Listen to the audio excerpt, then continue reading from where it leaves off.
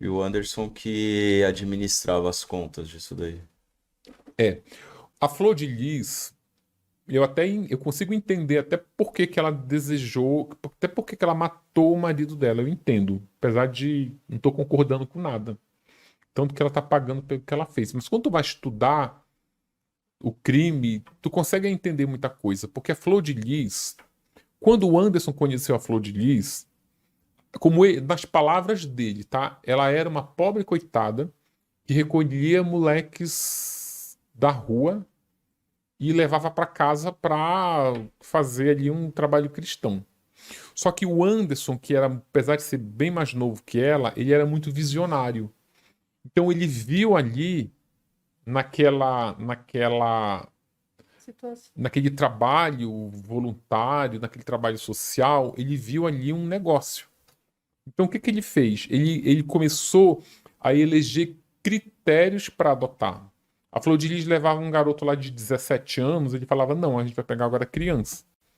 Por quê? Porque se a gente for mãe de criança, é mais fácil tu comover um empresário da doação, como ele conseguia.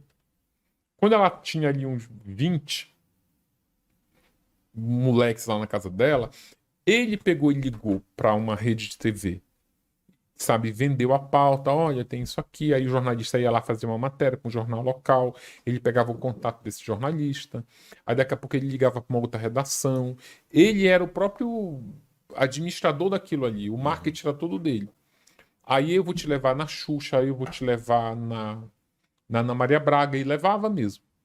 Aí daqui a pouco isso ia crescendo, aí ele, não, agora a gente vai, conseguiu, fizeram um filme que ele conseguiu tudo, assim, ele conseguiu convencer um produtor de moda que conhecia um diretor, aí esse diretor conheceu um monte de ator, tipo Bruna Marquezine, Cauã Raymond, Fernanda Lima, Aline Moraes, Reinaldo Gianecchini, conseguiu arregimentar todo esse elenco estelar para fazer um filme de graça. Aí o filme catapulta ela ainda um pouco mais. Uhum. Aí daqui a pouco agora tu vai ser, vamos montar o nosso ministério, é ele que organiza tudo. Agora você vai ser candidata a deputada federal. A vida da Flor de Lis era um produto do Anderson. Ele criou a Flor de Lis como uma marca, como um produto. E ele criou em todos os sentidos que ele tinha a vida da Flor de Lis nas mãos dele. Vocês já viram que de vez em quando tem um escândalo no mundo pop, assim, internacional, de um cantor famoso que aí diz que estava sendo roubado pelo empresário, Sim, aí ele sim, sim. processa o empresário? Era mais ou menos isso. Por que que um cantor famoso que vende milhões e milhões de discos descobre que está sendo enganado pelo empresário? Porque ele entregou a vida dele profissional na mão do empresário. Uhum.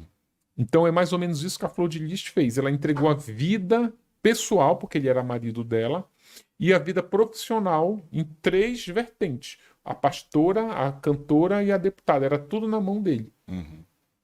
A Flor de Lis, ela não administrava nem a conta corrente dela, tipo, era tudo ele. Só que ela descobre nesse meio, no percurso aí, que ela estava sendo enganada. Ela foi fazer um show em Bruxelas. Ela perguntou quanto foi esse show, curiosidade. Ele falou, foi X. Aí, beleza. Aí ele dava um percentual para ela, que ela não sabia nem quanto era esse percentual. Só que aí, quando ele tá no quarto do hotel lá em Bruxelas tomando banho, ela vai tipo, procurar o passaporte e ela acha o contrato do show. O show era um show barra um culto lá. Ela viu que era tipo assim 10 vezes mais do que ele tinha dito para ela. Aí acende uma luz nela. Nossa, eu venho sendo enganada há muito tempo. E ela dizia o seguinte, que era muito fácil enganá-la porque ela era muito pobre. Ela era muito pobre, era de uma pobreza extrema.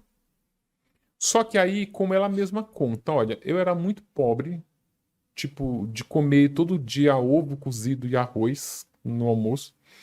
De repente eu conheço o Anderson me leva para um outro patamar que ele diz assim, quanto era esse show? Olha, esse show era 100 mil, toma 80 mil. Aí ela pegava 80 mil. 80 mil, para quem era muito pobre, é muita coisa. Uhum. Então ela achava que é muito mais do que ela merecia, era muito mais do que um dia ela sonhava ter, era muito dinheiro, ela estava contente. Só que aí quando ela descobre que não era 80 mil, que era 300 mil, Aí ela começa a se sentir que tá sendo enganada pelo marido. Só que aí tá tudo na mão dele. Ela não tem um contrato, ela não sabia nada, nada, nada. Ela só sabia que era a hora dela subir naquele palco e fazer o show nela. Ela só sabia isso. Era ele, as finanças das igrejas e a carreira artística dela era toda gerenciada por ele. Quando ela se candidata a deputada federal, um projeto dele, que ela toma posse, ela coincide a posse dela com a do presidente Jair Bolsonaro, que foi em 2018. Então, como ela foi a deputada mais votada do Rio e ela fazia parte lá da bancada evangélica, o Bolsonaro convida ela para posse, ela pega um avião da FAB do Rio e vai para lá. E ali nessa posse ela faz fotos com o presidente, com a primeira-dama, com ministros do STF, com com deputados famosos, com o Sérgio Moro, que estava para ser escolhido ministro. Então aquilo ali é ela, não é mais o pastor. O pastor, nessa carreira de deputada, onde ela consegue galgar um degrau assim mais poderoso, porque é uma autoridade, né? Tem imunidade parlamentar ela tinha. Então ali passava a ser ela. Só que ela não sabia nada, ela não sabia nem andar no Congresso. Ela não sabia nem o que um deputado fazia, ela não sabia. Ela não sabia nada, nada, nada. Então ela ainda precisava do Anderson para exercer o mandato. Só que aí ela descobre que mesmo ela tendo o Anderson como sombra, ela consegue, porque o mandato é dela. A carreira de cantora pode até ser dela, mas ela é administrada por Anderson. Mas o mandato de deputado é uma coisa mais pessoal, é uma coisa que é ela que é a protagonista do mandato. Com o poder que se tem como um deputado federal, aí ela resolve se livrar do Anderson. O que ela deveria ter feito se ela fosse agir corretamente? Se separar dele. Mas é difícil tu se separar de uma pessoa que tenha a tua vida está na mão dela. Sim. Então é uma coisa assim, as pessoas podem até não entender, mas a única forma dela se separar da situação em que foi criada era se livrando dele.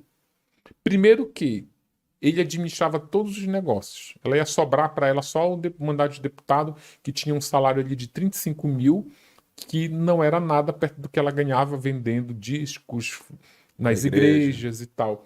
Então, e se eu quero me livrar, eu quero ser independente, eu quero tomar conta da minha vida, mas a minha vida está na mão dele e não tem como eu tirar, porque a vida dela e a dele praticamente era a mesma coisa. Ele se dizia, inclusive, um deputado federal.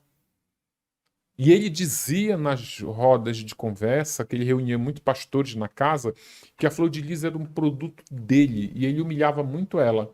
Dizia, olha, ela não sabia nem falar, ela não falava plural, ela não sabia, ela não botava o S no final de nenhuma palavra no plural. O único plural que ela acertava, que o Anderson dizia no meio de todo mundo, o único plural que ela acertava era de ônibus e pires, porque no singular já tinha o S. Aí ela acertava. Era uma humilhação assim tão grande, tão. Que ela vai construindo. É muito parecido com a história da Elise, sabe? Tô lembrando. Vai assim, é um tipo de humilhação que tu vai guardando dentro da gaveta. Aí na hora que tu quer se. A Elise era até seria mais fácil. Seria mais fácil a Elise se livrar, porque ela não tinha vida, ela era dependente financeiramente, mas ela não tinha todo o patrimônio na mão do Marcos, né? Até porque ele não passava nada para o nome dela. O apartamento que eles moravam, por exemplo, um deles era da Elise. Então, as situações assim são diferentes, mas a forma como elas querem ter a vida sem o marido são meio parecidas.